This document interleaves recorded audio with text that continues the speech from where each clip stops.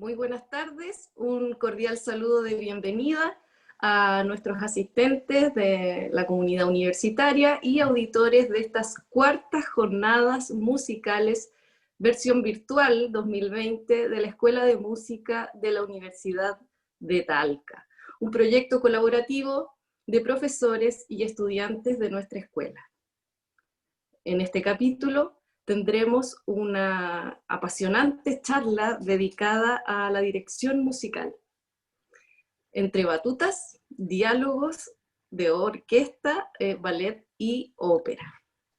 Nuestros invitados de hoy, grandes directores que están escribiendo la historia de la música chilena, pilares fundamentales en la creación, desarrollo y consolidación de las orquestas en nuestro país.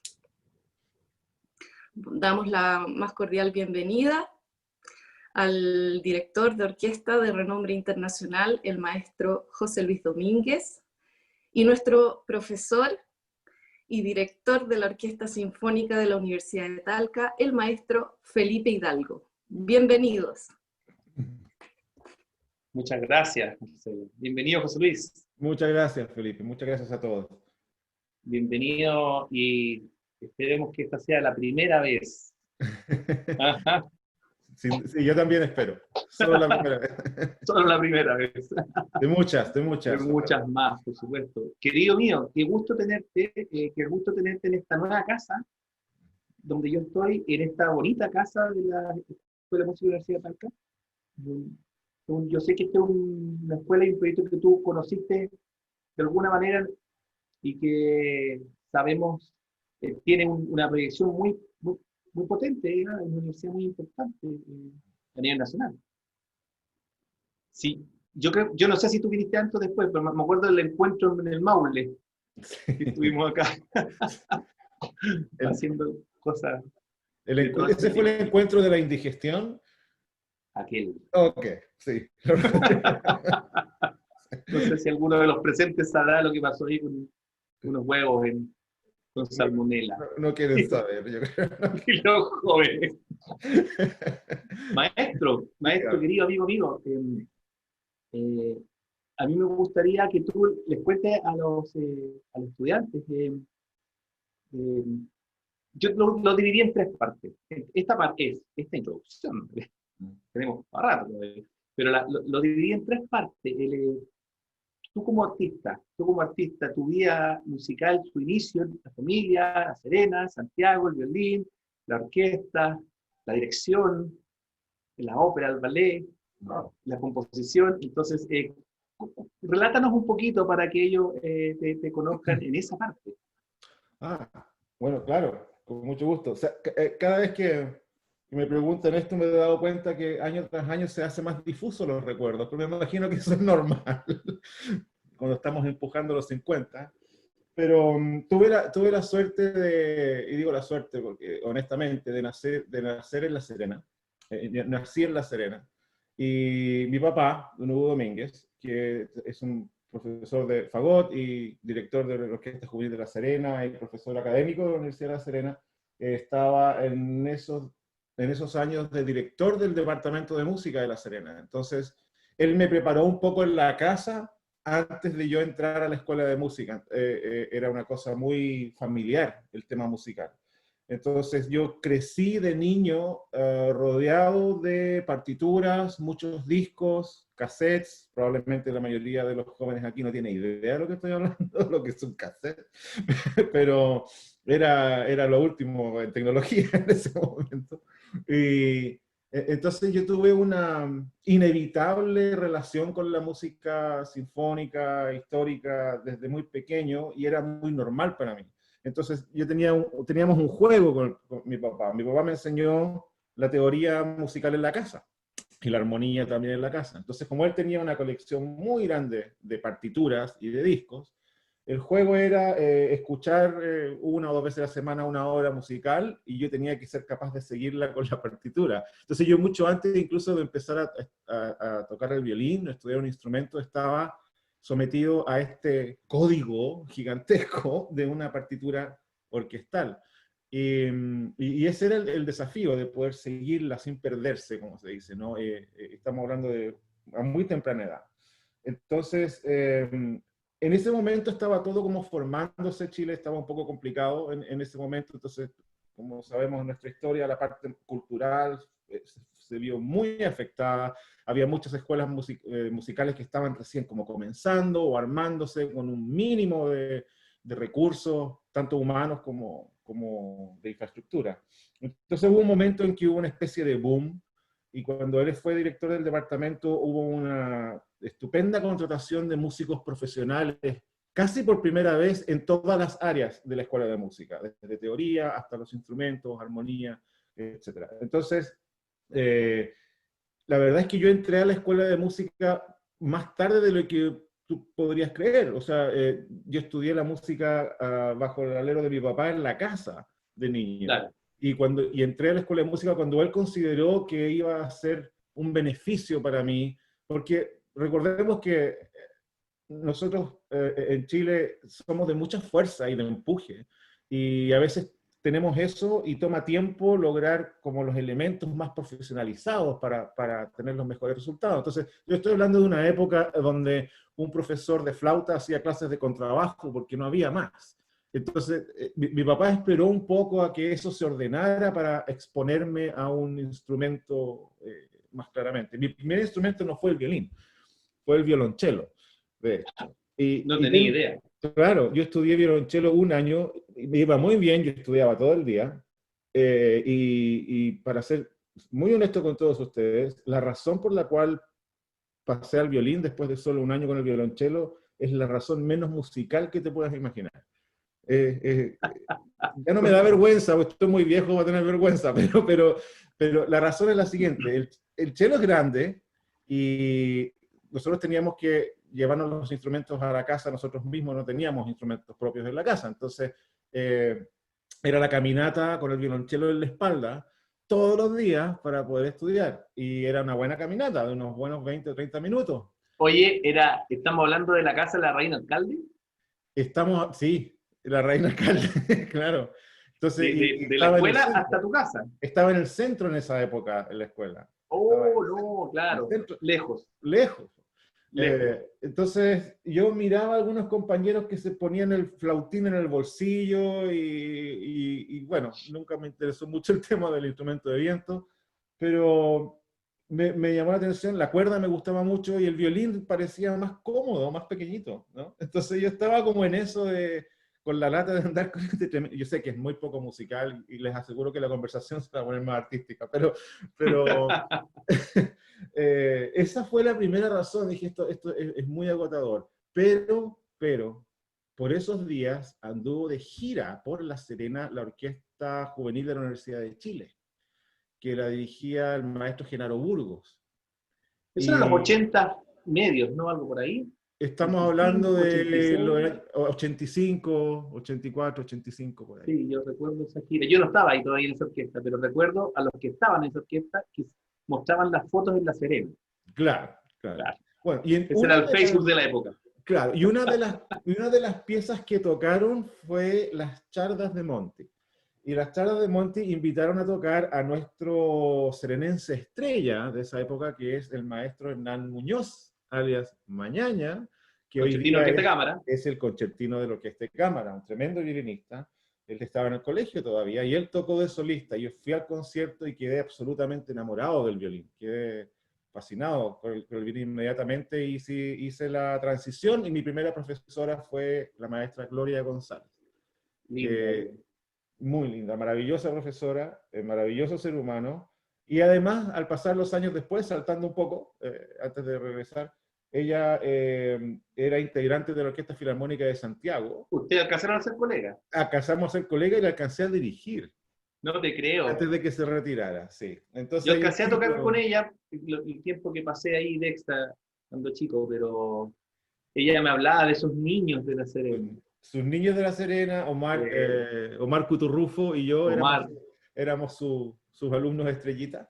Y además, recuerda, ella era la regalona de don Sergio Prieto, el maestro chileno que se en ese momento estaba en el extranjero, pero venía con relativa, ¿no es cierto?, Sí, regularidad a estaba en Chile. Suiza y... No, en España. Sí, y yo me acuerdo de haber tenido clases con él mucho antes de haber trabajado con él en Santiago como universitario, porque viajaba. También, no solo él, estaba también el maestro Jaime de la Jara haciendo un trabajo muy importante a nivel nacional en esa época. Sí, viajaba bastante.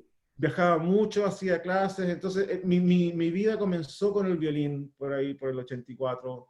Eh, Fue rápido mi proceso porque, bueno, tenía la policía en la casa, ¿no es cierto? Mi papá. Entonces, estudiaba mucho, me gustaba mucho y avancé relativamente rápido y entré a la Orquesta Juvenil de La Serena como a los 2 años de estar tocando el instrumento. Y de ahí en adelante fue viajar a Santiago.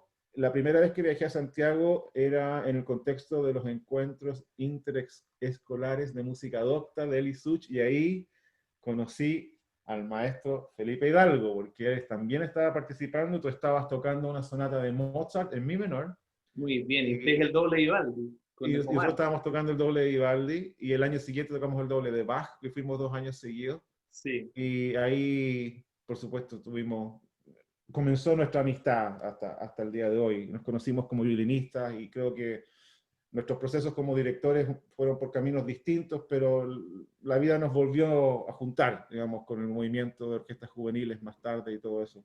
Estuvimos súper juntos en el inicio de la Nacional Juvenil, ¿te acuerdas? Sí, claro. Estábamos en la fila de primeros violines, usted era el concertino, y a esa altura ya nos conocíamos muy bien y fueron años muy glorioso para mí. Yo tengo Yo hermosos recuerdos de esa orquesta. La primera orquesta era muy divertida. me acuerdo que íbamos a la casa, yo no sé si tú vivías con él, con el Jorge Vergara, no me acuerdo bien esta parte. Sí, sí, yo viví con él a partir como de mi segundo año en Santiago. Y ahí me llamó algo la atención de tuya, que nos ponías discos de las sinfonías de Brahms, alucinando con Ricardo Muti. Recuerdo eso, no lo olvido, Hasta no el lo día de hoy. olvido. ¿Sí o no? Sí, la colección que grabó Muti con Filadelfia creo que cambió la forma que yo tenía de tocar el violín cuando empecé a escucharla. Pero también hay que considerar de que yo tenía una especie de predisposición a ese tipo de oído desde muy niño. Claro. Entonces, no era solamente que yo escuchara los violines, sino que escuchaba como todo se juntaba. Y la dirección orquestal para mí comenzó mucho antes de irme a Santiago, en casa con mi papá.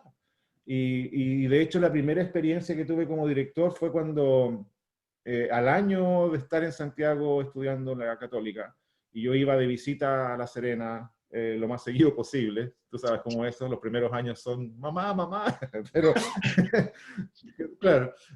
Y en una de esas mi papá me pidió tomar la cuerda de la Orquesta Juvenil de La Serena para hacer un seccional y en Los Vientos. Entonces yo estaba haciendo eso y nunca había dirigido en mi vida un grupo. Y yo sentí algo, obviamente no estoy hablando que haya sido a un nivel muy alto ni mucho menos, pero sí sentí que era un instrumento muy natural para mí. Y cuando estaba terminando el ensayo, me doy vuelta, termino todo y veo que estaba mi papá mirando. Parece que él había terminado antes y había entrado a la sala, me había estado mirando. Y volvimos a casa ese día, me acuerdo, en el auto, que era un Toyota del año 78. Yo recuerdo ese auto. Sí, yo lo choqué después también. Y la bronceada. Sí. Oh, Dios mío, ¿están grabando esto? No. Bueno, fue un viaje de vuelta a casa relativamente silencioso, pero muy especial, porque mi papá siempre me apoyó mucho en todo esto y él estaba muy contento con mi desarrollo como violinista y cómo estaba yéndome en la universidad, y ya estaba tocando en Santiago ya, y había estado en la orquesta de Lusach, porque en esa época no teníamos muchas opciones como hoy, ¿no? De becas o cosas así, era mucho más Nada. difícil. No había, creo que había una institución que lo hacía y lo otro Fundación era, Andes. claro, y lo otro era algún crédito universitario que ibas a pagar para el resto de tu vida probablemente. Y entonces yo tuve que apoyar a mi familia en apoyarme a mí. Entonces yo estuve en la USACH 2 años más o menos, hasta que las cosas mejoraban un poco y obtuve becas en la Católica, pero yo toqué en esa orquesta muy joven. Yo tenía 17 años cuando ya estaba trabajando en una orquesta profesional y tocando con el maestro Hernán Muñoz, que era el concertino de la orquesta de los H en esa época. Y entonces, como te digo, en ese viaje de vuelta a casa, a pesar de que todo iba bien con el violín, él se tomó su tiempo para explicarme que según lo que él vio en ese ensayo, que el violín me podía quedar un poco chico.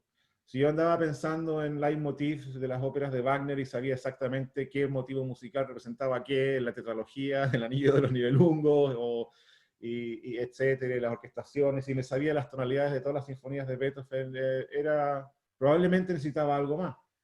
Y ahí comenzó el camino del estudio y la dirección, que fue muy lindo porque tuve muchas oportunidades. La verdad, se produjeron oportunidades que yo considero muy afortunadas, porque yo sé que hay muchos directores jóvenes que están buscando la dirección y es súper difícil encontrar el espacio. Y entonces, y yo recuerdo lo difícil que era. Yo juntaba amigos en orquestas de cuerdas para prácticamente practicar, en el fondo, valga la redundancia, para eso, y para darles un poco de algo, buscaba la forma de que hubiese algún cancheo o alguna cosa así, Claro. como para justificar, juntarnos y... Yo me acuerdo de una, pero no era un canchero, era formal.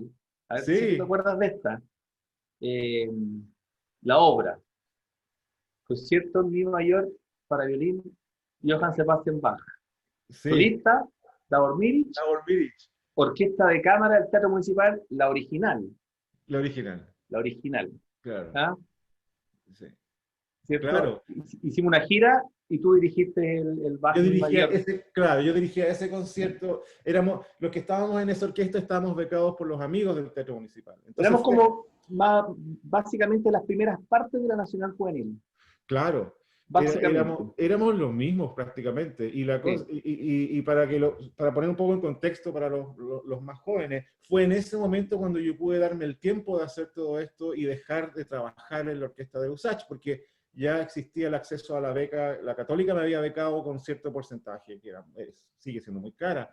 Y después estaban los amigos del Teatro Municipal que tenían esta orquesta que uno integraba, y además el director, que era Carlos Correa, Serenense. se consiguió un presupuesto con la Coca-Cola. Entonces éramos la orquesta de cámara, de amigos del Teatro Municipal, Coca-Cola. Coca-Cola.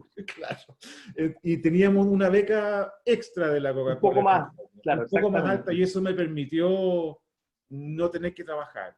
Oye, y esto es interesante porque la USACH era una alternativa para todos los que salíamos del colegio y Sí, estábamos como en esa edad y sí. estudiando para poder pagar. Algunos colegas llevaban más tiempo y estaban trabajando, y obviamente también en otras partes, porque el ingreso de esa orquesta era un poquitito más que las becas que nos pagaban. Tal cual. Y ese era el sueldo profesional, Así es. en serio, Sí, era un ingreso bajísimo. tal Entonces cual. uno hacía eso, Claro. era un tránsito, era una orquesta joven. Sí, era una orquesta joven y tenía para mí varias dificultades, porque si bien no era un horario como una orquesta de full, ¿no? Por supuesto, Claro, pero era sí part-time. eran 4 días a la semana en que yo recién llegado a Santiago, que me perdía en el metro o con la micro, y había que ir a lugares súper lejanos a tocar o a ensayar. Además, Entonces consumía mucho, y yo noté que mi performance como violinista, estudiante, estaba un poco estancada mientras yo estaba ahí, porque tenía que estudiar partituras muy difíciles, y tomaba tiempo. Entonces, bueno, afortunadamente aparecieron las becas y pudimos dedicarnos más, y fue una época muy linda. Nació la Nacional Juvenil. voy a anotar ese tema porque lo voy a reflotar más adelante. Acaba de apuntar un tema súper importante que es el rendimiento instrumental como estudiante versus las actividades de orquesta fuera. Sí. Lo voy a anotar. Porque, y creo que es importante tomar nota de esto para los que nos escuchan, porque con esto yo no quiero decir de que cuando eres un estudiante de instrumento no debes estar en una orquesta. No, por el contrario, yo creo que es muy importante estar en una orquesta, pero tengo que ponerlos en contexto. Esta es una orquesta profesional que tenía compromisos profesionales, una temporada y repertorio profesional. Entonces es ahí donde entra la pequeña diferencia. Si tú Claro. estás en un nivel, estás comenzando tu carrera universitaria y necesitas experiencia orquestal, el ideal es una orquesta de buen nivel universitaria o juvenil, donde hay un proceso formativo de Exacto. adquirir experiencia. ¿Me entienden? Es muy distinto al mundo profesional, donde hay que cumplir, cumplir, cumplir, cumplir. De cero y con 17 años, por muy bien que yo tocara el violín, tenía que en 3 días estar listo para tocar en un concierto la serenata para cuerdas de Tchaikovsky. Y eso Claro. es difícil y era una experiencia para la que no estábamos preparados.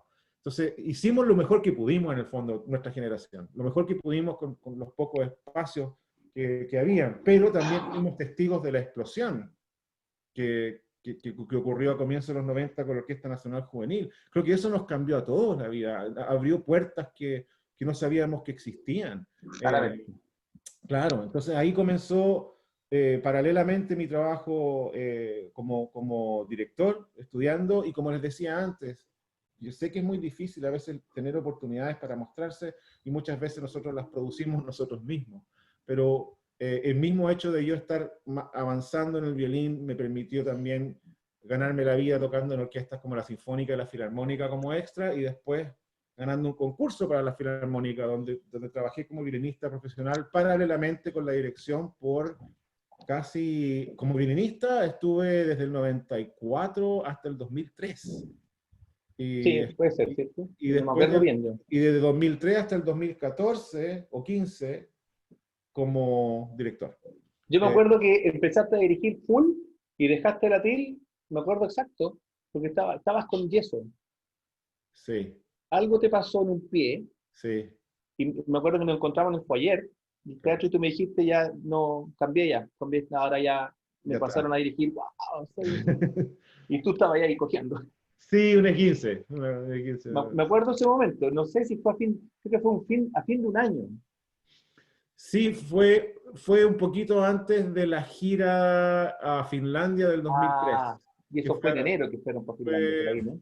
Fue en agosto-septiembre. Ah, eso. Claro, entonces, a finales del año anterior a ese, justo el año anterior, a finales del 2002, habían el teatro, la administración del teatro y el director el titular de la orquesta habían empezado ya a pedirme considerar la posibilidad de transicionar a la dirección, porque yo ya había hecho algunos ballets como director invitado a mis mismos colegas. Eso fue tremendamente difícil, pero... Y hay una parte que faltó, que quizás a los jóvenes los va a sorprender, porque nosotros sabemos la historia que vivimos y lo que nuestros contemporáneos también, pero hay un momento que es fundamental, que casi es el cambio, hace el cambio real, que es cuando está la orquesta en la calle Sí, sí, y maestro sí. dirigiendo a los cuerpos completos, A ballet, todos. ópera, un tiempo que es algo que sucede, que ha sucedido muchas veces en el teatro, no sabes, de la negociación colectiva y que a veces no funciona y que por un tema legal, como les corresponde a ellos, se Claro, opta por la huelga. lógico. Entonces se salió a la calle y José Luis dirigió estos 2 días en la calle, Todos los días en la calle. todos Sí. los días, óperas y ballet, y orquesta. Lo que fuera. Meses, 2 o 3 meses. Eso fue 54 días la huelga de Claro. 1999. Claro. Entonces lo que pasa es que los directores era el maestro Gabo Rothbos y Rodolfo Fischer.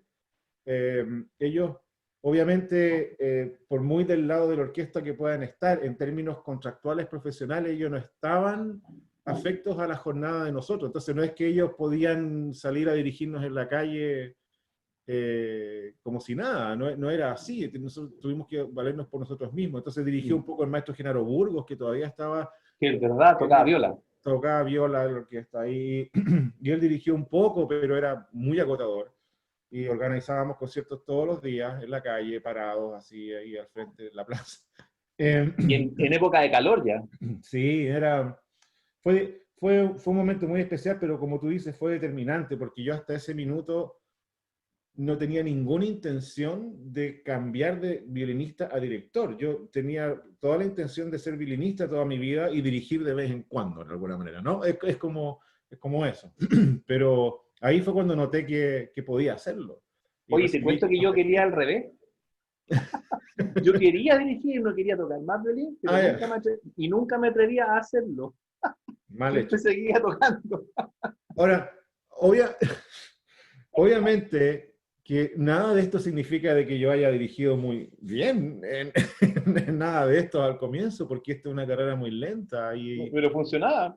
bueno, claro, había que hacerlo funcionar. Y eran músicos profesionales además, que eso ayuda, pero la carrera de dirección es lenta y nunca me voy a olvidar que fue una de las primeras cosas que escuché de nuestro amigo Rodolfo Fischer cuando comenzó también a ayudarme con la dirección, que advierte, esto es lento, tú puedes tener todo resuelto, bueno, nunca tienes todo resuelto, pero puedes estar listo para, y va a ocurrir poco a poco, hay que hacer muchas asistencias antes de estar a cargo de algo, es un camino que tú lo puedes tomar de varias maneras. Para mí fue muy formativo, fue realmente formativo el haber caído en el fondo en el momento histórico en que estaba la Filarmónica, porque como violinista, y esto es importante, como violinista de la orquesta, con una temporada como esa, una ópera tras otra, ballet, conciertos muy difíciles, una orquesta grande, donde accedíamos a todo el repertorio, Claro.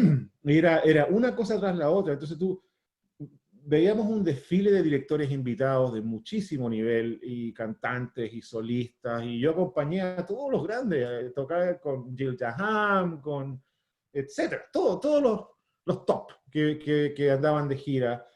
Y, entonces, el nivel de aprendizaje para la dirección que obtuve como violinista de una orquesta profesional fue, yo diría, el 80% de mi formación.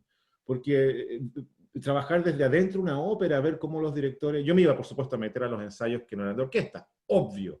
Yo seguía al director para todas partes, iba a ver cómo eran los ensayos al piano. Entonces, yo no me encontré por primera vez con un ensayo musical con cantantes sin saber lo que era. Lo había visto, lo había presenciado muchas veces. Tremendo punto que tomaste aquí. Aquí hay varios estudiantes del ramo de dirección, pero también hay varios que quizás quieren ser directores. ¿Ya? Interesante el punto que estás enfocando, porque voy a decirlo muy resumidamente, quizás tan poco frío. Hay dos caminos para una formación musical. Una que es 100% académica y otra que es 100% profesional, que Claro, es partir desde el mundo profesional.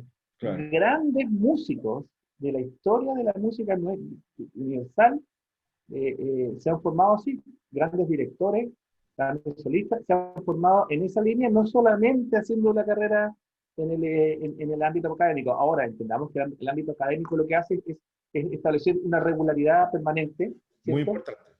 Muy importante, pero sin embargo, esta otra parte es, Sí. Ahora, es como ser abogado en el juicio inmediatamente. sí, claro, claro. Es ahí. Ahora, Y tienes que aprenderlo y aprendes sí, de hechos verídicos. yo creo que lo que nos pasó, en el caso del maestro Hidalgo, y yo, para los que nos acompañan hoy, yo creo que fue muy similar en el sentido de que nos encontramos con una capacidad, ¿no es cierto? Nos encontramos con que teníamos la capacidad para hacerlo, el amor y la pasión por hacerlo, y no teníamos ninguna forma de estudiar formalmente dirección en ese momento en Chile, no existía. Claro. Entonces, lo único que se podía hacer era mirar hacia afuera. Y en el fondo, yo sé que tanto Felipe como yo ya estábamos dirigiendo cuando decidimos hacer la parte académica, pero como en el orden equivocado, o sea, o no en el orden ideal, porque yo sentía que era importante nutrir la facilidad o el talento o la predisposición a algo con el conocimiento. Entonces yo sé que, Felipe, viajaste a estudiar dirección, yo hice lo mismo, viajamos, pero ya estábamos en el fondo como funcionando. Estábamos rodando, claro. Eran tiempos más ocupados, ¿eh? De lo que Oye, ¿y todo era. sabes qué? Bien impresionante, bien increíble esto porque hoy día a nivel estudiantil no se entiende que cualquier carrera, que tú no sigas después de un pregrado a un posgrado y que después de ese posgrado quizás al siguiente nivel de Mm, posgrado o también muchas especializaciones posteriores, diplomados, cosas así. claro. Sin embargo, en nuestras épocas, ojo a estos jóvenes, en Mm, nuestra época, el mundo profesional, si te veía bueno, te llamaba, sí, con o sin título sí, y, con pregrado solamente. ¿Por qué? Porque necesitaba mi tipo, porque veía que usted ingrese a jugar al equipo ahora, sí. no haga juveniles, venga. Claro. Así sea, es. en el fondo, la responsabilidad de obtener los recursos académicos y los conocimientos académicos y la disciplina académica caía un poco en cada uno de nosotros en hacerlo. No había un medio musical que nutriera eso, que te tomara. O sea, en el fondo, como dice el maestro Hidalgo, había gente que oh, este es bueno, venga, toque o dirija. Claro. Pero no había un ambiente quizás como el de hoy, que yo veo que en Chile o ha mejorado por lo menos, ¿no? Donde, o acá en Estados Unidos, donde cuando hay un talento así, o una facilidad, lo primero que hacen es becarlo para que estudie. Es como ese es el mate, ¿no? Ese es Y como, la beca, y este ah, también es un punto bien importante, porque aquí yo tuve, tú sabes, nosotros trabajamos un montón de años en la fundación y a veces habían temas de base que a mí siempre me provocaban como algún tipo de diferencia importante, sobre todo con ese concepto, el concepto beca, porque el concepto beca es no pagar para estudiar claro, y tener tiempo para estudiar. sí. Entonces, en Chile está instalado el tema de la beca, yo te doy, pero tú me das. Ajá, Y no es tan fácil eso, porque la realidad chilena es una realidad compleja de, mm, de temas económicos, de temas de vivienda, de temas territoriales. Por ejemplo, no sé, alguien claro, que vive hay gente que vive en Rancagua, estudia en Santiago. Los chicos que acá están de la Universidad de Talca, la mayoría no son de la región del Maule. entiendo. ¿Te fijas? Y algunos hoy día están en sus casas, quizá en otra región, quizá en un sector más rural. Entonces, esa situación es súper compleja de sobrellevar y en ese sentido, claro, el formato beca real, el scholarship real, ese es el que vendría así, pero fantástico. Sin embargo, del Consejo de la Cultura y todas las instituciones que hay, salvo ¿cómo se llama? Ibáñez Atkinson, oye, ese es nuevo, es como Fundación Andes Antigua, Claro, de realmente, porque es el concepto más norteamericano de filantropía, sí, es beca, estudie, eres bueno, tal como dices tú, eres bueno, claro. estudia y progresa. Exacto. Entonces, como te digo, el punto acá para nuestro querido joven es, para mí la palabra clave es perseverancia en cualquiera de los aspectos que te toque. Si tú quieres ser director, vas a poder ser director. Si quieres ser director lo suficiente, vas a hacerlo. Claro. Y si bien, si tú tienes un talento natural que te permite comenzar la práctica de la dirección, no hay ningún pecado en hacer eso, ninguno. Absolutamente ninguno. La lista de directores que nunca estudió dirección y son famosos es larga. Ahora, eso no significa que eso es lo que estamos buscando. Lo que quiero decir con esto es que la dirección es una carrera de por vida. Nunca vas a terminar de estudiarla. La parte académica de la dirección yo la considero muy importante porque te va a ahorrar mucho tiempo y dolores cuando tienes información de cómo navegar ciertos aspectos de la experiencia de la dirección orquestal, que la única forma de obtenerla es con la experiencia de alguien más, un profesor o una institución, un maestro, a través de clases magistrales, a través de cursos, a través de la carrera, sea como sea que lo haga, el valor de la academia es, es que está al servicio tuyo la experiencia de cientos de otras personas que diseñaron algo Claro. para ti. Y cuando uno tiene que navegar, porque a mí me pasó que yo tuve que dirigir profesionalmente por primera vez en el teatro sin tener idea de lo que estaba haciendo. Y es No, una eso no es verdad. experiencia muy fuerte. Eso no es verdad. No, no tenía idea. Pero la sensación es la siguiente, es como que te subes al podio a dirigir, te sabes la música, sabes mover los brazos, pero sientes que hay un abismo entre tú y lo que está ocurriendo. Ah, Es, ciertamente, es como un abismo que tengo el control o no, ciertamente. y era un ballet. Y más ¿Qué difícil, valera? ¿Qué era valera? Opelia, Oh, difícil, Delibes. Uf, difícil. y con Ahí dos superestrellas invitadas, y el uno, coreógrafo era Ronald Hind, un tipo premiado en Europa, y yo ahí dirigiendo por primera vez oficialmente en la temporada del Teatro Municipal un ballet. Y yo no tenía idea de ballet tampoco. No es que ahora sepa mucho más, ni mucho menos, pero fue un shock que sin duda yo lo recuerdo con mucho cariño, por supuesto, y fue muy importante más que nada para aprender lo que tenía que aprender, más que una experiencia 100% profesional. Y creo que en ese sentido la temporada tan potente y fuerte a la que me expuso el teatro fue una escuela fundamental para mí.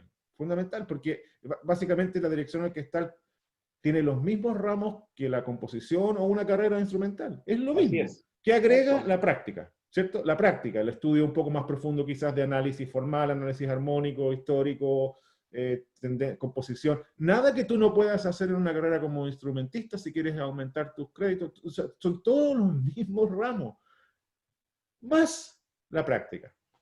Y ahí es donde una guía es tan importante y es tan, o sea, se aprecia mucho. Cuando yo empecé a recibir la información, cuando empezamos a salir del país a buscar nuestra propia carrera, nuestra propia academia, es ahí cuando era tras otro. Era como, con razón. Claro, ¿No? con razón. Claro. Claro.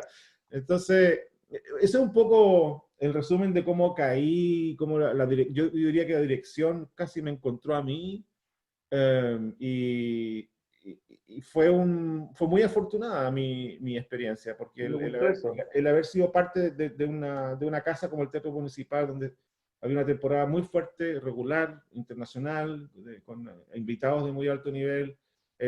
Recuerdo, Rodolfo me puso de asistente de la ópera La Bohème, que él dirigió en 1998. Y yo ya estaba estudiando dirección ya. Entonces, y él sabía, y él me ayudaba, y nos apoyó mucho. Y me puso de asistente cuando él tuvo cargo de la ópera. Entonces, yo me encontré y llegué sin ninguna información al primer ensayo de Regie, que el ensayo de Regie es un ensayo donde hay un pianista que toca la parte de orquesta, y están todos los cantantes en un salón grande, con el director de escena o el regisseur, que es el que diseña los movimientos, el vestuario y todo lo que tú ves en el fondo. Entonces son ensayos largos, muchas horas al día, donde los cantantes muchas veces no usan la voz full, sino que marcan su parte y aprenden los movimientos, cómo interactuar, cómo contar la historia de la ópera, y tú tienes que dirigir porque obviamente necesitan ayuda para las entradas, para esto, para los tempos, y el pianista también te sigue a ti. Y yo nunca había hecho un ensayo de allí en mi vida. Entonces, de nada a la Bohème de Puccini es traumático. Y era Tito Beltrán, una soprano rusa, creo, de altísimos niveles, otra soprano italiana que hacía de Musetta, no recuerdo los nombres ahora. Era un elenco internacional de primera, y yo, en el fondo, fue un trauma tras otro el que me formó a mí, yo diría. Eso fue. Querido, nombraste muchos de los temas que yo tengo acá Bien. en la lista. Creo que ha sido un resumen súper bonito, con vértigo, con vértigo final. Sí. Yo me acuerdo de ese vértigo al final cuando tú me decías, necesito ayuda porque ahora tengo este compromiso, tengo esta gira, tengo esta ópera, tengo ahora una ópera nacional, ahora tengo la internacional, que era extraordinario, era impresionante ver esa. Y eso habla evidentemente de que la dirección te encontró, pero te encontró bien. Claro, algunas cosas las tuvimos que arreglar como sobre la marcha, es como arreglar la carga sobre la marcha. Pero hay una parte que no quiero dejar en el tintero tampoco, porque no sé si todos saben, pero Felipe, también tú fuiste una fuerza, yo diría como un ejemplo de que era posible. ¿A qué me refiero con esto? Es que Felipe y yo, desde la amistad que teníamos desde la época del colegio, con los encuentros, estas giras, después colegas en la primera Nacional Juvenil, pero yo no pude estar en la juvenil más de 2 años porque yo ya había empezado a trabajar en el teatro y me consumía mucho tiempo. Entonces, ahí yo como que tomé un camino separado a la fundación o a la Juvenil Nacional. Que no había en ese tiempo fundación. No había fundación, claro, tienes razón. Claro. Creo que fui a tocar de invitado de extra a la orquesta cuando necesitaban más gente, cuando podía, pero yo ya estaba sumergido en otra cosa. Y Felipe continuó y también comenzó su carrera como director, y nunca me voy a olvidar de que hubo un momento después, a los pocos años de la juvenil, en que se creó una nueva orquesta. Que tú creaste. Que tú creaste una nueva orquesta. Que era la Orquesta Juvenil de Santiago, o la que hoy día creo que se transfiguró a la OSEP. Mira, no sé. No, es diferente el concepto. Era muy diferente, pero la cosa es que eran integrantes de la juvenil, había quizás distintas visiones de cómo llevar adelante una orquesta, y este hombre organizó por su cuenta un grupo de jóvenes que tocaban muy bien, y yo te vi dirigir el guapango en una estación de metro. Ah, sí, pues eso fue con la orquesta de La Serena también, pues. La Y, juvenil de La Serena. y eso yo lo vi y quedé impactado de, primero, la energía que mostrabas al dirigir, la claridad, el sonido, el resultado, quedé como, wow, se puede, Claro, se puede más. se puede, se Esa era puede, mi tesis. Interesante qué bonito lo que dice, porque en realidad siempre esa fue mi tesis. Se puede más. sí se puede. La sigue siendo. Y ahí Pero como que bueno, volvimos el círculo nos volvió a juntar y comenzó un poco después el camino en la fundación, digamos, que fue me hasta... acuerdo una vez, yo tenía unas partituras que no sé por qué las tenía, y tú las necesitaste, pero eran tuyas, y estabas recién empezando a dirigir ballet. Y creo que nos juntamos, ponte, en febrero, cuando yo vivía en un departamento, algún tiempo vivimos como cerca. Sí, Eh, ponte tú que el año, después, no, 2000 puede ser, verano 2000, algo así. Y yo empecé a trabajar en una orquesta que ya no existe, que es una orquesta bien antigua, algún día le diré a los jóvenes, la historia de la Orquesta Filarmónica de Viña del Mar, que es una historia bien particular. Es una orquesta antigua que partió al final de los 60, sí. y que después nos siguió sobreviviendo, y cuando reflotó estuve yo participando y dirigí, y me tocaba hacer 60 conciertos. Yo en mi vida había dirigido tanto. Y entonces me acuerdo que nos juntamos abajo, y yo te pasé la partitura, no me acuerdo qué partitura es, y nos dijimos, y te la voy a cobrar para después. Un día hablemos, porque te tengo que contar lo que es dirigir un ballet. Sí. Y yo te voy a decir, y yo te voy a contar lo que es dirigir 60 conciertos en todos lados, porque era como, ¿qué es esto? ¿De qué estamos hablando? Sí. Sí, era una época muy impresionante, ¿cierto? Eh, el vuelo que estaba comenzando a agarrar el maestro fue súper grande, tan grande que en poco tiempo ya estaba dirigiendo de invitado en todas las orquestas importantes en nuestro país, esta Cámara, Orquesta Sinfónica, por partirte al extranjero. No sé si fue Argentina o España que fuiste primero, no lo recuerdo bien. Mi debut internacional fue el 2003 en Asturias, España. Eso, sí. Y esto fue así, Sí. creciendo. Y ahí, hoy día, después de todo eso, y lo que, como dijiste en el inicio, como que la dirección te encontró, pero ¿a dónde estás hoy día? En Estados Unidos, haciendo cosas súper importantes. ¿Qué, ¿Qué visión tienes hoy de tú como director? Después de todo lo que pasó y lo que te llevó hoy día. Sí. Mira, es difícil contestar o darte una respuesta como definitiva, en realidad, porque siento que todavía evoluciono. Cosas que mi visión, como, si te entiendo bien, cómo me sitúo yo hoy como director, es como después de todo de esta vorágine que sigue, interrumpida por la pandemia, por supuesto. Pero una de las razones por las cuales nos mudamos para acá, primero son familiares, mi esposa es estadounidense y ella siempre quiso regresar. Entonces, pero la segunda razón más importante, yo diría que era el exceso de trabajo que yo tenía. Era inhumano el nivel Yo de... te recuerdo ensayos los miércoles en la tarde Ah, con terno, porque sí, tenía función. claro. Y yo, ¿cómo te iba al teatro de la Fundación al Teatro? ¿Cómo te iba caminando, en taxi, en Caminando, metro? caminando. Porque, claro, a esa hora taco, No, imposible. imposible, sí. No, Yo, claro, yo, yo me agarraba la cabeza, yo también. por Dios. Sí. Entonces, en el fondo, era una cosa también de salud y cuando yo ya había venido acá en Estados Unidos siempre me había ido muy bien y habían varias instituciones que estaban interesadas y entonces se produjo como que todo naturalmente fluyó y tengo la suerte de tener una agencia muy buena, muy importante que me mueve más freelance. Ahora, Estados Unidos también es un poco más amigable para vivir freelance que países como Chile, porque hay mucho más que hacer, hay mucho más gente, Definitivamente, más claro. cosas. Entonces, pero Pero yo siempre he querido tener como director, quizás mi respuesta es la siguiente. Siento que tengo todavía mucho camino por recorrer y me siento muy afortunado de que la situación me lo permite.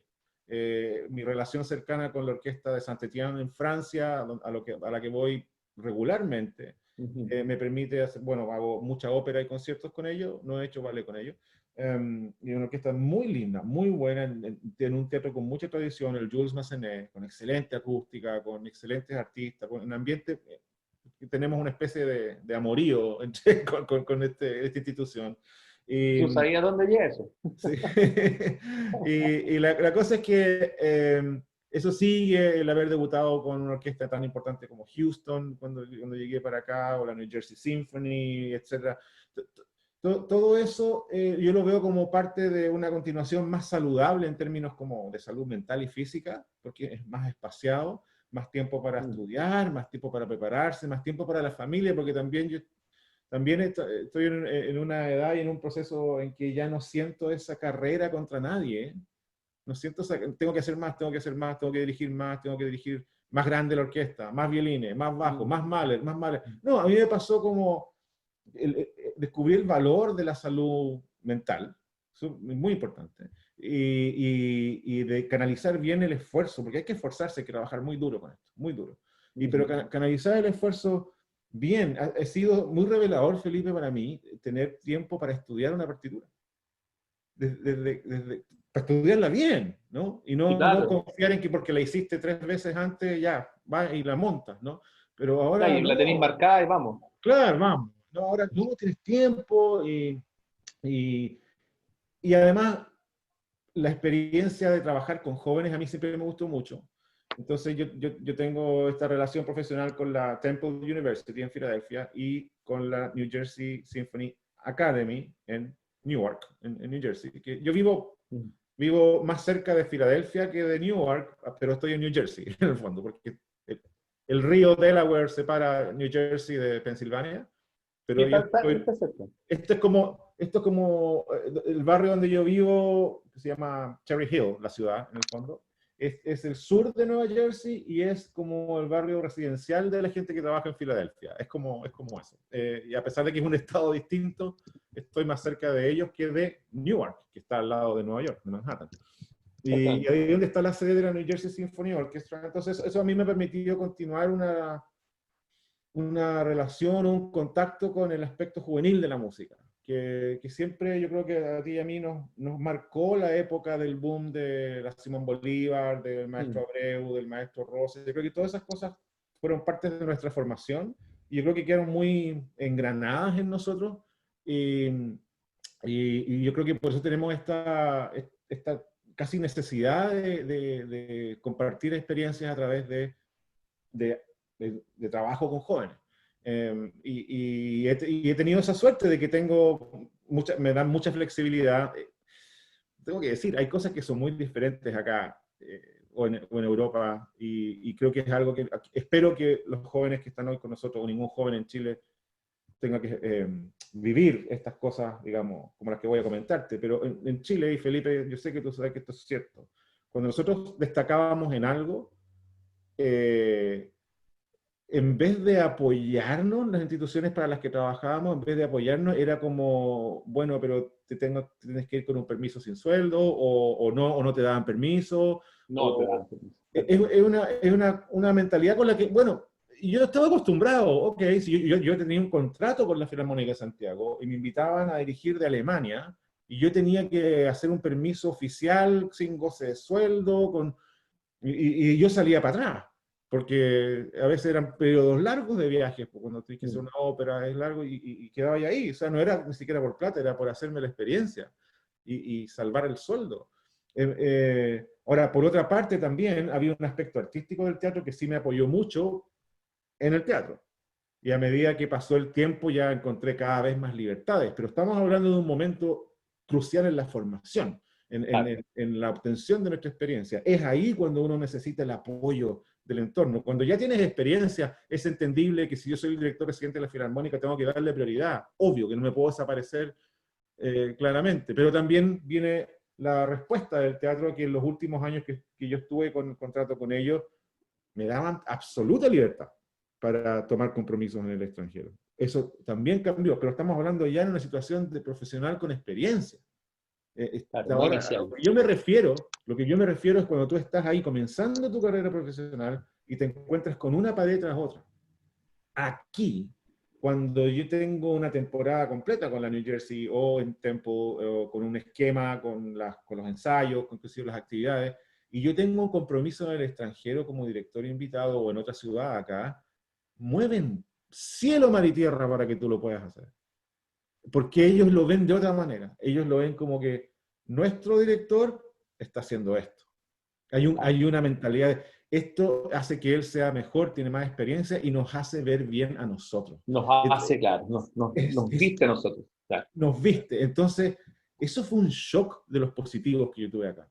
Pues se me retorcía el estómago la primera vez que tuve un conflicto con la New Jersey Symphony. Se me retorció el estómago porque tenía un compromiso de antes firmado con Europa y había un concierto y ¿sabes qué? Cuando voy a la reunión para esto, casi me pongo a llorar del shock cuando recibo, pero ¿cómo se te ocurre? Ni un problema. Ni un problema. Tienes que hacerlo, claro, no, por supuesto. ¿Cuáles son las fechas? Ya, aquí lo arreglamos. Chao, gracias. Claro, es lo más fácil.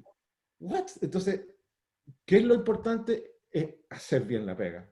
Mostrar ese mismo compromiso de vuelta. Y ahí viene el tema de la perseverancia. Entonces uno tiene que aprender a manejar eso. Yo hay muchos compromisos que no tomo, que la agencia, antes de la pandemia, por supuesto, estamos en un break, la agencia me mandaba una lista de engagements o cancheos, como se puede decir, o compromisos como director invitado, y algunos de ellos yo decía, no, por mismo respeto tenía algún compromiso con Temple o con New Jersey. Entonces tú lo manejas, pero el ambiente acá es un poquito distinto. Yo sé que ustedes allá tienen que enfrentarse con esto más de lo quizás deseable. Espero que eso esté mejor ahora, no sé, ya están pasando los años de que vivo en Chile, pero lo que sí sé es que todos ustedes tienen una red de apoyo que Felipe y yo no tuvimos. Y yo creo que si bien hay mucho que hacer todavía en Chile y está lejos de ser ideal, está mucho mejor. Y yo creo que ustedes pueden perfectamente lograr lo que ustedes quieran con perseverancia. A pesar de, muchas veces, a pesar de usted rellene el espacio, y a pesar de la ciudad, a pesar de la cultura del país, o a pesar del presupuesto, se puede. Yo creo que todavía se puede. Y yo creo que tienen la fortuna, además, de estar en mejores manos. Nosotros estábamos solos. Absolutamente. Eso es verdad. Y lo que había a nivel universitario también era pobre. No es como hoy. Hoy día la exigencia, no solamente para los estudiantes, sino para los académicos, en la universidad es súper alta. Los concursos son súper exigentes. Claro. Para ingresos, piden muchos requisitos. Entonces, está asegurado que la persona va a hacer un buen trabajo. Y bueno, hablaste de este ya estatus de director. Ahora yo te voy a hacer un enganche con tu nuevo amor. Tu nuevo amor profesional. ¿Ah? Que es la inspiración y el papel. La transpiración y el papel. José Luis es compositor y sí. En el último tiempo ha tenido la oportunidad de irrumpir en la escena nacional, y espero que también en el extranjero, y lo sé también, con obras súper importantes. Me voy a detener en dos nomás, que la primera es este ballet, la leyenda de Joaquín Murrieta. ¿De qué año es esa? 2009. Yo recuerdo que cuando tú compusiste eso, yo me acuerdo, y me lo decías, que tú hablabas con muchos de los colegas de la orquesta y les pedíais, como preguntáis que si se podía hacer esto, si se podía hacer esto otro. Sí, claro, el nicho de estar dentro de la orquesta te da esa posibilidad que no es experimental, sino que es real. Es una escuela increíble. Porque por otro lado, de repente uno sabe que tocan obras que vienen de compositores que estudiaron la composición y que tú dices, miras la partitura y dices, ¿what? Claro. ¿Por qué? Es que claro, pero eso es porque como tú dices, era la suerte que tuve de tener a la orquesta ahí, entonces en el fondo ese ballet yo lo compuse casi con nombre y apellido cada parte. Así es. De hecho, en las partes originales está el nombre de quien la tocaba, y está escrito para esa persona. Entonces, me acuerdo que hubo hoy una dedicatoria especial. Claro, pero también el tema ahí es que cuando uno estudia composición o dirección o instrumentación, tú sabes cuáles son los registros de los instrumentos y lo que pueden o no hacer. Si uno sabe eso. Lo que yo quería saber era hasta dónde se puede llegar. Claro. Y individualmente. O sea, este primer trombón, esta persona, puedes hacer esto. Entonces era casi una composición live. Y es muy probable que cosas así siempre pasaban, por ejemplo, no sé, pues el solo, el cuarto corno en la novena Beethoven. ¿Por qué en el cuarto corno? ¿Por qué tanto talento el Quizá, cuarto cornista? ¿Te fijas? claro. ¿Por qué la Sinfonía 25 con 4 cornos? ¿Dónde le iban a tocar? ¿Por qué habían tantos cornos? ¿Te fijas? Etcétera. Por decir algo, ¿te fijas? Entonces, yo creo que te tocó vivir la misma experiencia sin quererlo, pero, o sea, queriéndolo. Claro, claro. Claro. Absolutamente.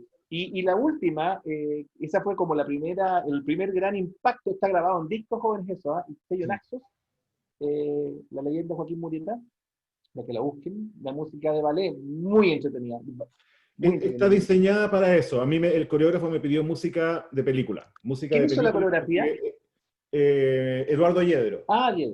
Era una versión para la familia, no había exceso de violencia, era todo entretenido, tenía que ser pegote. Entonces, yo sentí un poco alivio con eso, porque en realidad es un poquitito más fácil que hurgar en el interior de uno y sacar una voz así más complicada de la composición. Entonces, es más que nada, ese ballet es música de película para ballet.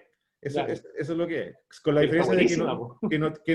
que no tiene momentos muy piano porque nadie habla. Entonces tengo que sostener la historia todo el tiempo. Pero fue una maravillosa experiencia y ese es el estilo de esa música. No es necesariamente mi voz como compositor todo el tiempo, sino que está al servicio de contar una historia. Incidental, digamos. Y así mismo aparece la última que vimos el año pasado, Sí, con gran emotividad, que es el estreno mundial de La Casa de los Espíritus. claro, eso ya es otra cosa. Eso es otra, claro, ahí estamos hablando de un tema donde inclusive no usaste música. No sé qué, perdón. En un momento no usas música. Correcto. Silencio, sí, Exacto. sí. Es muy fuerte, me se me pararon los pelos. A mí también, porque es que lo que Es un pasa es momento, que... La Casa de los Espíritus, para contextualizar, es una historia de familias muy larga, de muchos años, Sí, donde hay un momento en que hay una chica que es torturada y agredida sexualmente en dictadura. Y entonces es un momento súper fuerte en el ballet. Es el clímax del ballet. sí. Y es un clímax en silencio. No hay Ujú, música, sí, es solamente movimiento. tal Es cual. horrible, porque lo lograste. Es que Es tremendo, es sobrecogedor el momento. yo personalmente creo que, primero, la elección que hizo Eduardo y Pamela, que son matrimonio, los El coreógrafos. coreógrafo. Sí. La elección de la historia primero. Elegir esa novela fue una tremenda responsabilidad, porque una novela, un bestseller de Isabel Allende. Claro, Lograr que Isabel Allende estuviese no solamente apoyándonos, sino que casi revisando el guión para valer que se hizo, aprobándolo. Tuvimos oportunidad de encontrarnos con ella y todo. Yo sentí, cuando me nombraron el libro, me dio una especie de mareo, porque dijo, wow. O sea, yo quería hacer algo distinto a la primera vez, obviamente, de hacer un ballet. Quería tener una voz un poco más propia, voy a buscar componer de otra manera, ¿no? Un poco más mi propia música de alguna manera, si es que hay algo así, no sé si se puede decir que existe algo así, pero más honesto desde mi perspectiva. Entonces había que, a la vez todavía, como la historia era tan compleja y pasan generaciones y hay tantos personajes, claro, había que usar la técnica del leitmotiv, por de supuesto. caracterizar ideas, personajes o situaciones claramente con motivos musicales reconocibles, pero eso no significa que tenga que ser tonal todo el tiempo. Entonces, de hecho, decidí hacer algunos leitmotiv, eran ruidos, por ejemplo, no melodías necesariamente, o sonidos en particular, o una secuencia armónica en particular. Entonces, Claro, fue una experiencia increíble componer y fue muy emotivo y muy personal, porque para la generación de Felipe y la mía, tener que musicalizar el golpe de Estado que determinó nuestra niñez, el golpe de Estado en Chile, que aparece en la historia, por lo demás. Ahora, ojo que esto no es un ballet acerca del golpe de Estado, no, no, pues una el golpe de historia, Estado ocurre en la historia de esta familia, entonces se estrenó en el 11 de septiembre, a todo esto, el estreno. Sí. Y teníamos el tema del golpe de Estado, entonces yo estaba componiendo acá en Estados Unidos y me mantenía muy en contacto con Eduardo, el coreógrafo, y yo yo escribo a mano, porque soy un dinosaurio con la tecnología, entonces no sé usar Sibelius o finales ni nada de eso. Yo escribo a mano. El manuscrito del ballet entero está en una caja gigante ahí, así una. Entonces yo tengo copistas que me ayudan, yo les sacaba fotos a las páginas, se las mandaba por correo y ellos las pasaban a notación digital bien bonita y todo. Entonces una vez que eso estaba hecho se podía hacer una especie de sonido, ¿no? De tocarla con un MIDI, con sonidos MIDI del computador, que son horribles, pero dan un poco una idea. Entonces, así fue como el proceso de composición de ese ballet fue muy personal, porque hay historias ahí que nos tocaban de cerca. Nosotros somos todos hijos de las ideas de Jorge Peña-Gen, que fue fusilado después del golpe de Estado. Jorge Peña-Gen, el precursor de casi todo el concepto de música juvenil. Sus ideas incluso son parte importante del sistema en Venezuela. Eso, de la YOA.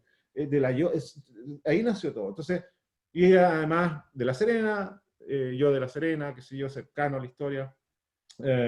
Y después viene el tema del golpe de Estado y de todo lo que ocurrió después, y estaba Chile al borde del conflicto de octubre, Fue ello, un mes antes. Un mes antes. Entonces había, en el aire había una sensación muy personal para mí, o sea, el tema de la dictadura y la tortura y todo eso. Entonces llegó el momento de musicalizar el golpe de Estado y la tortura. Y yo, francamente, la idea de hacer un súbito silencio, creo que gracias a Dios que funciona, porque no sé cómo musicalizar algo así, porque no sé. No, en ese momento, ¿cómo musicalizas algo así? ¿Qué significa tanto para ti? Quizás si tengo que musicalizar el golpe de Estado de Lituania, puedo, porque no tengo una relación muy cercana fuera de lo que yo pueda investigar, ¿verdad? No es algo que uno haya vivido en carne propia. Entonces, creo que la forma de ser efectivos, respetuosos, además, para no caer en clichés ni nada, lo hablé con el coreógrafo, y afortunadamente le encantó la idea. Le dije, ¿por qué no hacemos un silencio súbito de unos 2 minutos? Y haces una coreografía en silencio que represente el golpe, la tortura y la pérdida de vida y libertad. Y funcionó. Y se podía cortar el aire en el teatro en ese momento. Terrible, era terrible. Yo escuchaba sollozos de gente detrás mío. Gente. Y fue una experiencia muy personal, y me cuesta mucho todavía hacer una evaluación de la composición más fría, pero les puedo decir que es la obra más honesta que he hecho hasta ahora, más personal. Personalmente, a mí, que me gusta cómo tú manejas la posibilidad de escribir y componer, a mí esta es la que me dejó... Gracias. Me dejó mal. Bueno, no era mi intención. Maestro, nos va quedando poquito tiempo, podríamos seguir para largo, qué lindo verte ahora más rato, nos dejamos ver abruptamente en un momento complejo de las vidas de todos, sí. Pero es lindo poder de tan lejos, tan cerca, usando los clichés. Sí. Yo estoy muy feliz de verte a ti tan feliz. Igualmente. Igualmente. Sé gracias, que muy contento, sé que sí. adoras a tus estudiantes y a tus colegas de Talca, y me alegro tanto por ti que estés tan contento. Sí, muchas gracias. Tú sabes, ya hemos hablado qué es lo que podríamos hacer en el futuro, así que... Sin duda. Sí, estamos adelantando aquí noticias. Okay. Entonces, ahora voy a dejar a los jóvenes que se expresen, claro, y que quieran prender sus cámaras para empezar a hablar y generar el debate en este último tiempo que nos queda. Yo sé, porque he conversado con varios, que van a surgir las preguntas de manera instantánea. Genial. Prendan su micrófono, chicos, que quiera ir primero.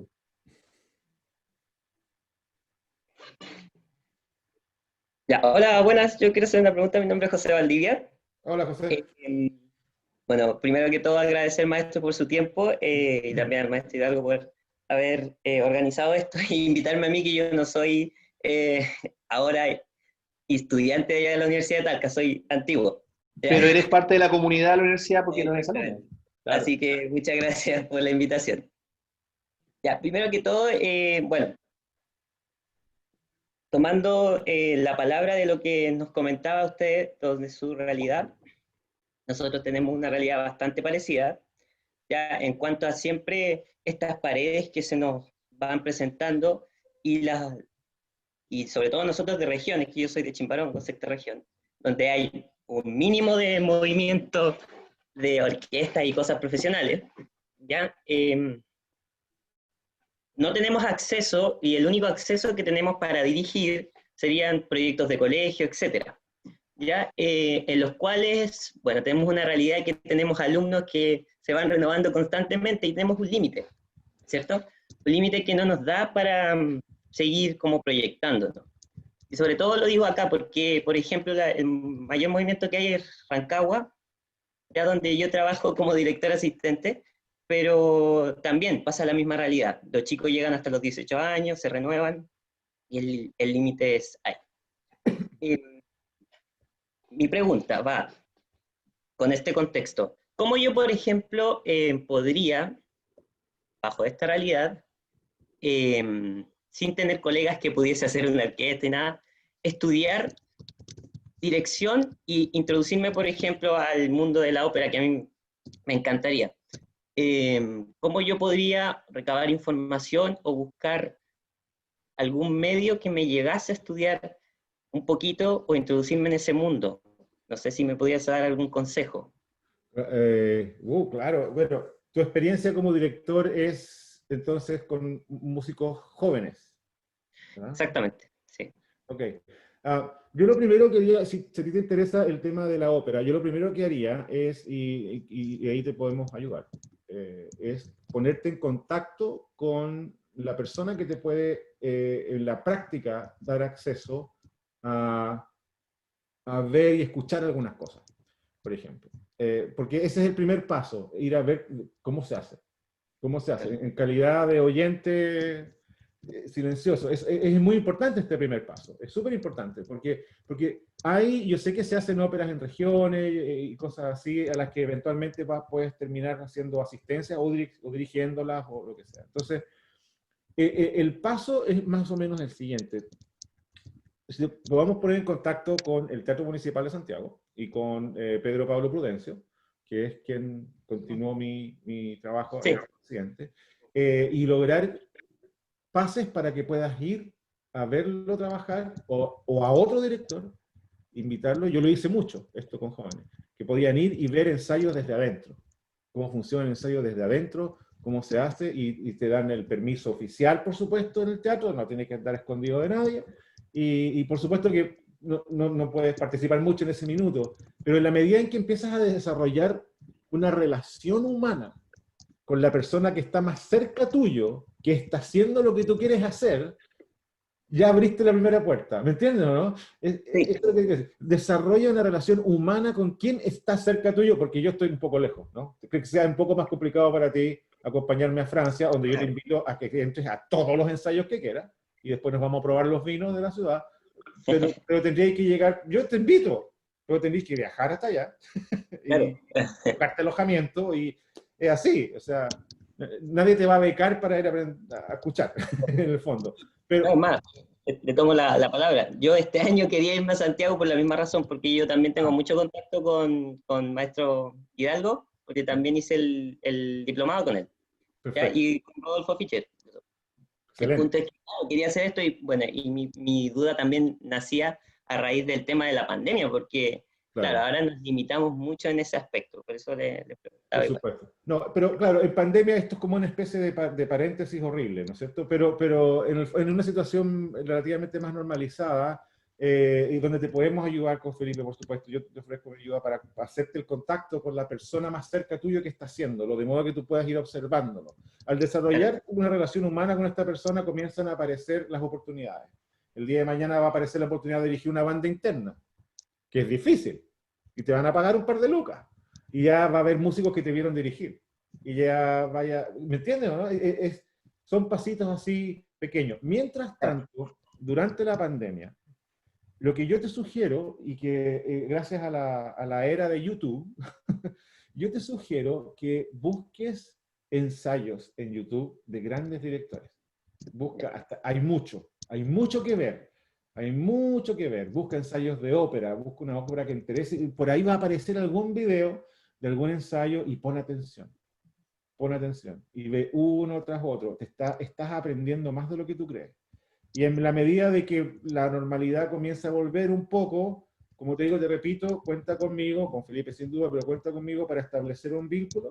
Quizás, Felipe, tú puedes como juntar los nombres de las personas a las que les interesa conectarse con el teatro de alguna manera, y yo puedo establecer esa relación con Pedro Pablo para darles acceso a ensayos o cosas así, que es la primera puerta que pasar.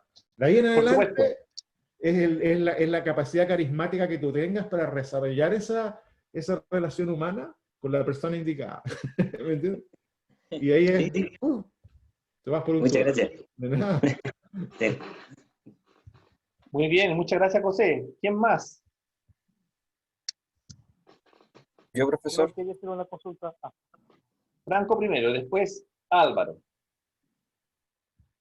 Profesor, hola, José Luis Domínguez. Sí, Gusto hola. en saludarlo. Igual. Usted habló que en Estados Unidos era más fácil ser freelance que acá en Chile. Ujú. ¿A qué se debe o qué podría hacer Chile, en este caso los trabajadores de la música chilenos, para lograr tener esa especie de trabajo Mira, que se da más en otras partes? ok, primero me gustaría aclarar que dije la palabra fácil quizás no es la más indicada, porque no es fácil. O sea, entrar en un circuito es difícil, toma tiempo, tienes que conocerte gente, hay que hacer un montón de cosas pequeñas antes de hacer una grande, pero lo que quise decir con fácil es que te puedes ganar la vida así, acá. Ujú. ¿Por qué? Y sabes que no veo que sea muy física o demográficamente posible compararse con Chile, porque aquí hay 350 millones de habitantes. Entonces es una simple cuestión matemática. Hay una cantidad de orquestas máximas que vaya a encontrarte en Chile. Y ese es el número que hay. Entonces hay que empezar a mirar un poquito a los vecinos, Argentina o Perú o cosas así. Cuando yo quise decir más fácil, quise decir es posible en realidad. Porque si tú tienes un circuito, además el sistema económico está diseñado para que no exista, por ejemplo, porque yo entiendo que hay cosas prácticas que son importantes de mencionar. En Chile, por ejemplo, para cualquier cosa te piden liquidaciones de sueldo, ¿cierto? O cotizaciones de AFP, o no sé, cosas así. Aquí eso no existe. Aquí no existe. Tú haces cuenta corriente Ah, por la nadie plata le y te dan una cuenta corriente. Aquí no le importa cómo que te ganáis la plata en la medida que paguéis los impuestos y paguéis tus cuentas al día. Si tú tienes acá y trabajas, por ejemplo, en el mundo de los restaurantes, por ejemplo, para ganarte un poco la vida, haces de garzón en un restaurante. Tú, lo primero que vas a recibir es una tarjeta de crédito. Sí, al tiro. Y con un cupo pequeño. Y tú la usas. Y todo lo que tienes que hacer es pagarla a tiempo. Y el cupo crece. Y el cupo crece. Y crece al punto de que ponís el pie para una casa.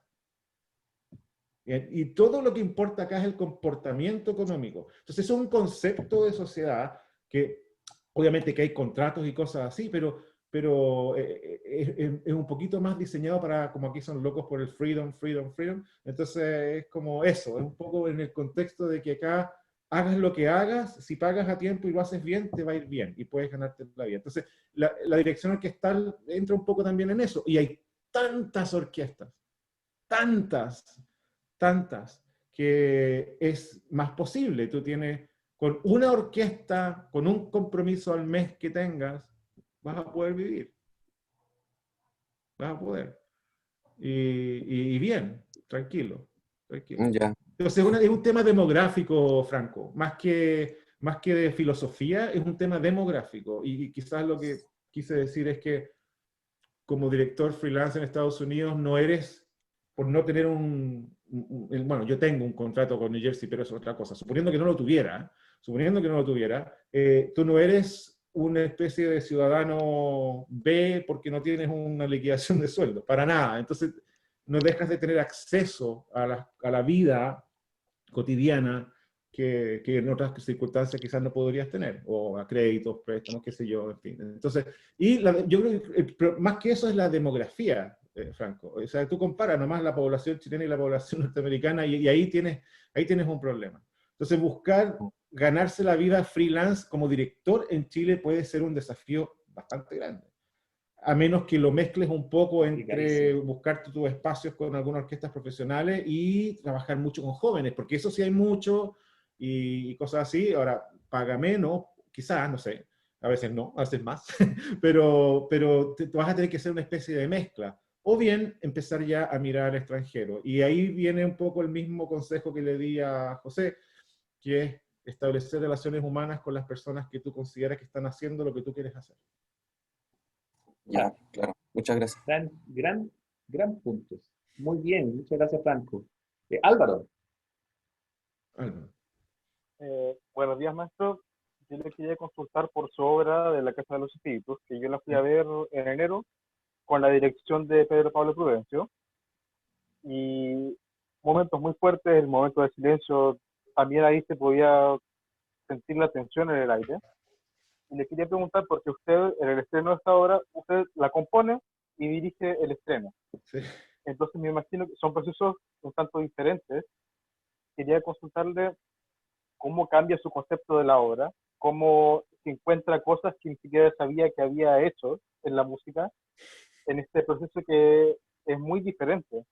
La creación, que es llevar algo que usted se imagina de cómo puede ser esta música, lo lleva al papel, y después llevarlo del papel al sonido. Son procesos que me imagino son muy diferentes. Quería consultarle cómo se cambia la obra para usted al dirigirla. Gracias por esa pregunta, porque yo todavía no sé muy bien cómo resolver ese tema, porque por mi condición de director que compone y no compositor que dirige, sino que director que compone.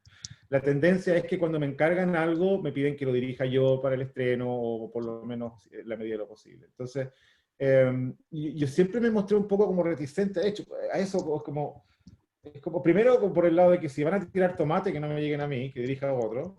Y segundo, segundo como he vivido con esta obra dentro de mí por meses y meses y meses y meses y meses. ¿Cómo hago como director para tener una visión fresca de esto? Y hacer una representación honesta de la partitura. O sea, en el fondo tengo que interpretarme a mí mismo. Es un rollo. Perdóname lo coloquial, pero es como ¿cómo hago esto? Entonces, obviamente, desde que termina la composición hasta que haces el primer ensayo pasa mucho tiempo. Mucho tiempo entre copista, edición, en fin, programación y todo eso. Tú sabes que una institución de ese calibre, con una temporada internacional, con ese nivel de compromiso, tiene que tener la obra terminada, asegurada, editada un año antes del estreno por trato. Y eso fue así. Yo terminé la composición 2 años antes del estreno. 2 años. Después hubo unos pequeños retoques, que yo decidí cambiar una escena completa, por ejemplo, la cambié entera, pero eso ya estaba dentro de las posibilidades del contrato. No, entonces, cuando yo lo dirigí para el estreno, me fue muy difícil sacudir la parte emocional, de lo que significa primero que nada estar de visita en mi país, porque ya hace años que no vivo allá. Expuesto a la orquesta que me hizo nacer, la Filarmónica de Santiago, en mi ex casa, que adoro, el Teatro Municipal. Esa compañía, los bailarines, que son de los mejores bailarines que hay en Latinoamérica o quizás en el mundo. Esa compañía tiene genios. El coreógrafo, la sala, el teatro, los colegas que están acá de la puerta, todo el mundo que yo crecí, está ahí, entonces había una emotividad. Y después está este tema que nos tocó, por lo menos a la generación nuestra, tan vívido, ¿no? El libro, yo lo conocía, las películas, en fin. Había mucha carga emotiva. Y más encima programan el estreno el 11 de septiembre, en medio de un gobierno de derecha. Entonces, yo dije, si este no es golazo, no sé qué es. Entonces, yo... Es la previa. Claro, el 18 de octubre. Yo no vi un problema como de controversia por el tema, sino que yo vi un tema más como de madurez a nivel país, de que eso era posible, no era problema. De hecho, fue también la gala oficial del 18 de septiembre, la gala presidencial, se eligió el ballet. Había muchos honores ocurriendo. Entonces, mi dirección del ballet si funcionó de alguna manera medianamente bien mi dirección, es porque había pasado mucho tiempo desde que lo había terminado. Y me pude nutrir más de la emoción y la experiencia en sí del estreno que de la música en sí. No era, ya no tenía como la visera, ¿no? De componer, sino que ya tuve tiempo para hacer esto. Pero cuando fui de visita, porque yo estaba de invitado a la Orquesta de Cámara de Chile en enero, y viajé, estábamos de gira con la Orquesta de Cámara de Chile, y viajé a Santiago un día libre que tenía, y justo pude ver el ballet dirigido por Pedro Pablo. Ah, ¿en Pedro serio? Pablo, claro, lo fui, yo estaba ahí. Yo fui Ah, a no una de las sabía. funciones. Entonces, Pedro Pablo y yo hicimos varios de estos Zoom y Skype porque me preguntaba cosas de la partitura cuando lo estudiaba, y cosas que también era muy... Encontré una nueva emoción, Álvaro. Otro director se está tomando el tiempo, horas, para estudiar algo que yo escribí. Para mí, el enfrentar toda experiencia con la mayor humildad y honestidad posible ha sido muy reconfortante en mi vida. No digo que es el secreto para nadie, pero para mí ha sido muy importante. Entonces, mi sentido de agradecimiento me predispuso a ser un oyente como abierto y no a comparar como mis tiempos. Él hizo distintas cosas, fraseó de otra manera, en fin, lo normal, lo lógico. Creo que de esa experiencia, para serte honesto, lo que más disfruté fue la capacidad de ver el ballet desde el palco de atrás y ver el trabajo del coreógrafo con las luces, porque cuando estás dirigiendo estás tan cerca que la mitad de los efectos te los pierdes. Entonces, se aprecia la coreografía y todo. Entonces, disfruté mucho de la coreografía y me sentí de nuevo honrado porque alguien coreografió con estas cositas que yo escribí y mira el resultado. Entonces fue también muy Cositas. Claro, 2 horas. Entonces fue una experiencia más visual y de mucho agradecimiento. Y creo que lo que saco en limpio, y quizás esto te puede ayudar a contestar tu pregunta mejor, es que espero de corazón de que todas las obras que yo escriba de aquí en adelante las dirija otra persona. Espero, porque no tengo ningún sentido de competencia, de que no, va a pasar la batuta, así se hace. No, no.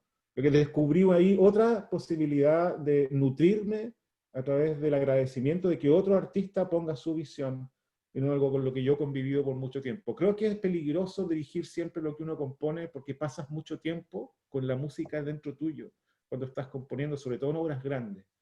Entonces, para dirigir una obra hay que ser capaz de salirse de la caja y mirarla desde fuera, desde dentro y desde fuera. Como director hay que mirar, meterse en la cabeza de Brahms, Mahler y Beethoven y después salirse de la cabeza de Mahler y ver cómo haces que eso llegue. Es como Claro, la parte práctica. Tienes que ser la carretera entre estas dos cosas. No puedes ser solo una. Espero que eso conteste de alguna manera a tu pregunta. Estoy trabajando en las conclusiones todavía. Gracias, maestro.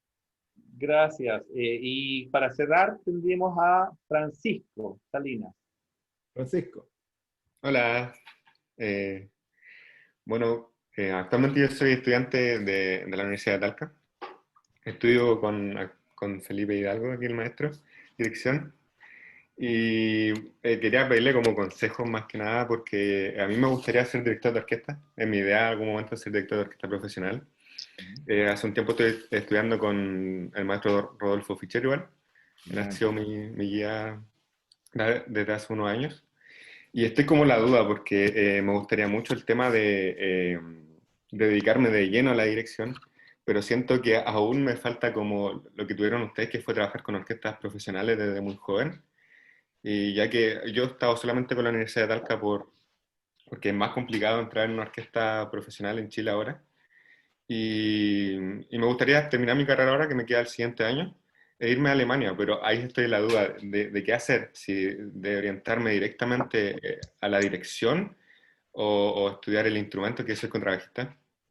Y, y después de terminar mis estudios de contrabajista y tocar en orquesta, irme a la dirección. Entonces, no sé qué me recomendaría o qué recomendaría a la gente que quiera dedicarse a la dirección con el tema del instrumento, que en general es una pregunta que me he hecho durante bastante tiempo.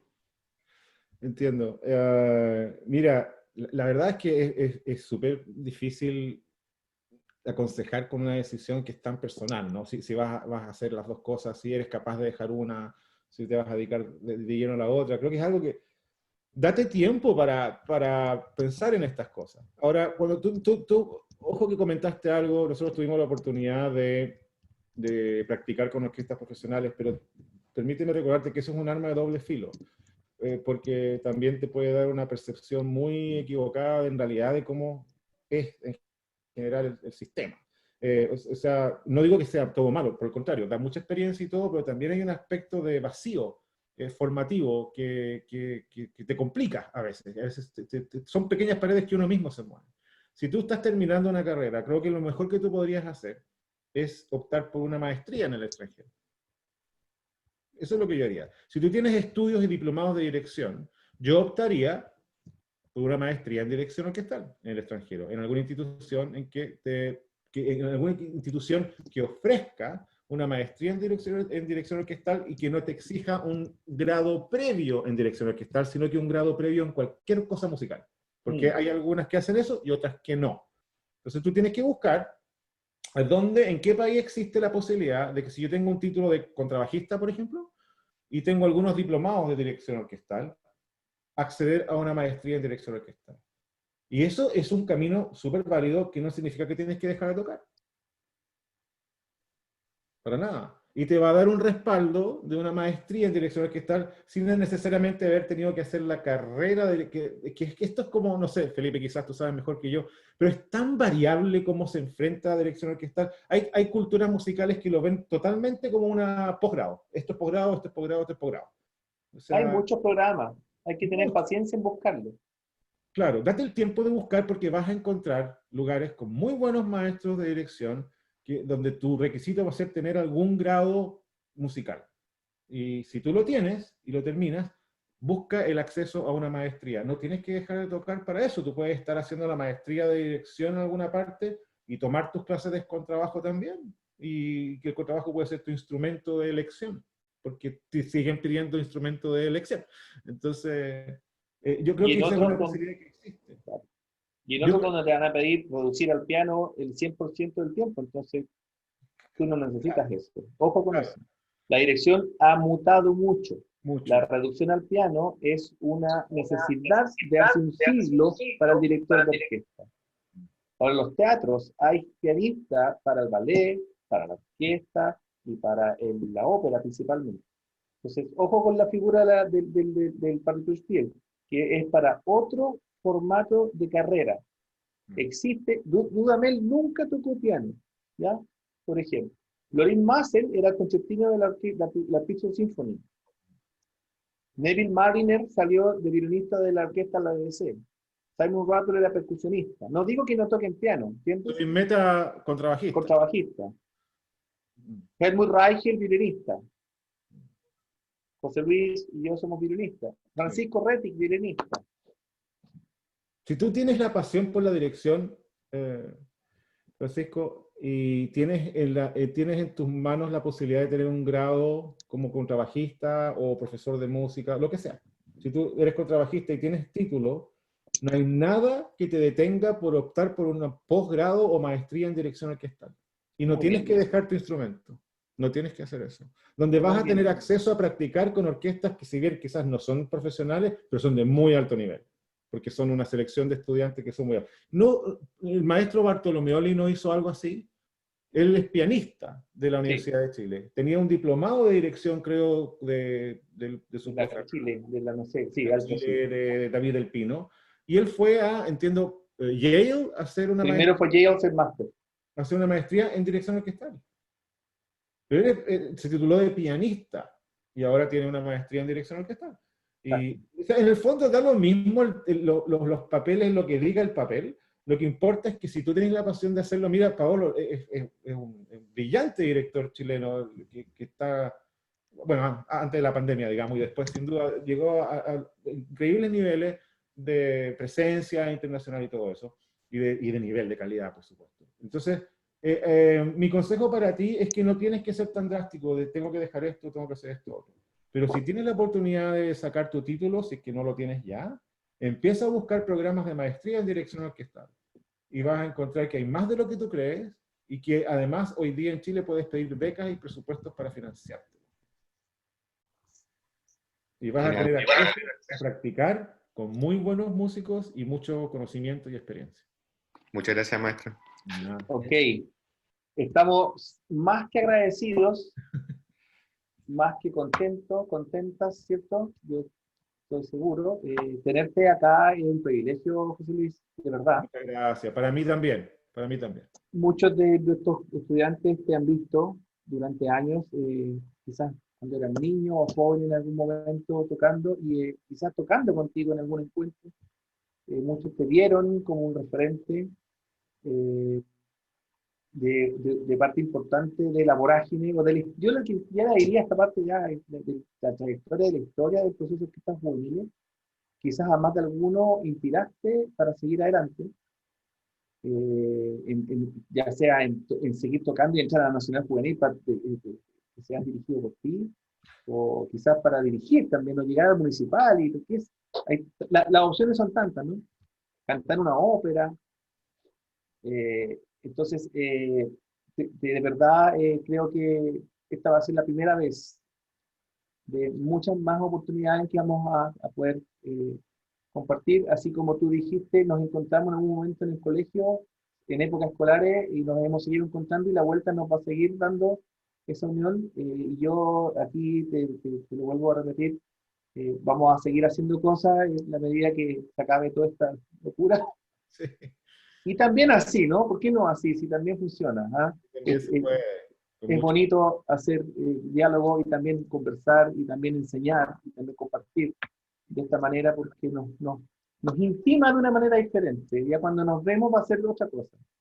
No va a ser tan de la comida, está el maestro. No, Claro. lo voy a saludar, no, etcétera. Entonces, eso, te agradezco tu sinceridad extrema, tu carisma tan bonito, tan espontáneo, tan humilde, tan cercano.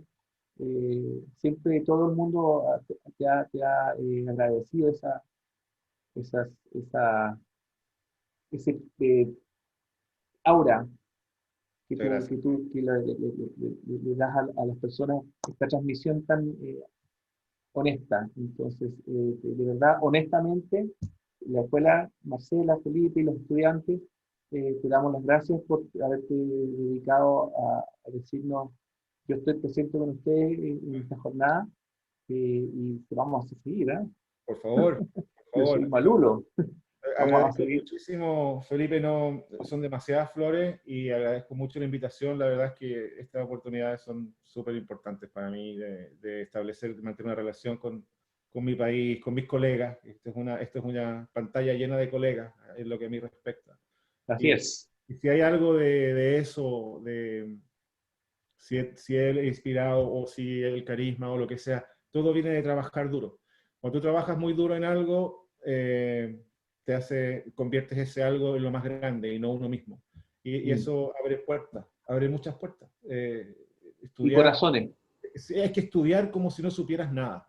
Cuando abres una partitura, estúdiala, aunque tengas que dirigir una canción orquestada para una escuela de niños, una orquesta de niños, estúdiala a fondo y haz lo mejor que puedas, porque en ese momento, ese día, eres el único vehículo para que esa música salga al mundo. Y si trabajas cualquier cosa con esa humildad, la humildad viene sola, no trates de ser humilde, viene de trabajar duro, viene de trabajar muy duro. Y estudien mucho, estudien más de lo que creen. Cuando crees que te sabes la obra, no tenés idea, empieza de nuevo.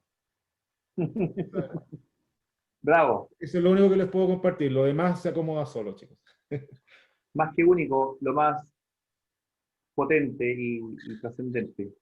Mi estimado, mi querido, un abrazo. Abrazo virtual, Felipe, qué gusto de verte y muchas gracias por la invitación, de verdad. Gracias a Espero usted. Por empieza a supuesto que inventar haremos. la próxima desde ya, por favor. ¿Sí? La otra semana. Ya, okay.